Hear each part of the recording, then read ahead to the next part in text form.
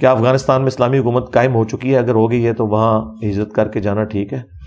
اسلامی حکومت تو نہیں ہے، مسلمانوں کی حکومت ہے، اسلامی حکومت نہیں ہے، ایک فرقے کی حکومت ہے، اور اس میں بھی اچھی چیزیں بھی ہیں اور اچھی چیزیں نہیں بھی ہیں. مثلا مجھے تو بہت اختلاف ہے جو انہوں نے عورتوں کے اسکول کالجز بند کر دیے، یہ بہت بڑا ظلم ہے.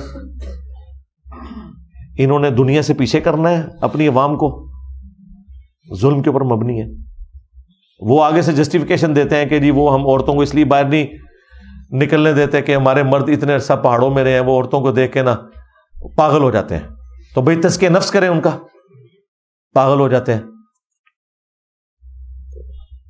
اچھی چیزیں بھی ہیں جو وہاں پہ اسلامی سزائیں انہوں نے نافذ کی ہیں، بہت اچھی بات ہے. کرائم کو کافی حد تک کنٹرول کر لیا انہوں نے.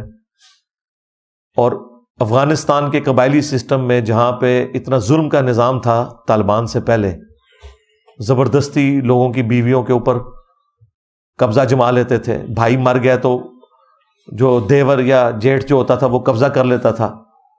یہ کام اب ختم ہو چکے ہیں. بلکہ اگلے دن وہ گوروں نے ایک ویڈیو میں دیکھ رہا تھا، ان کی عدالت کی کارروائی دکھائی جس میں ایک مرد جو ہے وہ زبردستی اپنی بھابھی کے ساتھ شادی کرنا چاہ رہا تھا، وہ بیوہ ہو چکی ہوئی تھی اور وہ کہہ رہی تھی میں نے اس کے ساتھ نہیں رہنا. تو یہ تو افغانستان میں عام ہے، بدماشی ہے. اور اس کے سارے خاندان والے بھی نہیں رہے گی. وہ پھر عدالت میں اس نے کیس کیا. اگر طالبان نہ ہوتے تو اس کی کوئی سنوائی نہیں تھی. وہ قاضی نے فیصلہ کیا، اس نے کہا یہ رائٹ ہے عورت کا، نہیں رہنا چاہتی تم نہیں روک سکتے.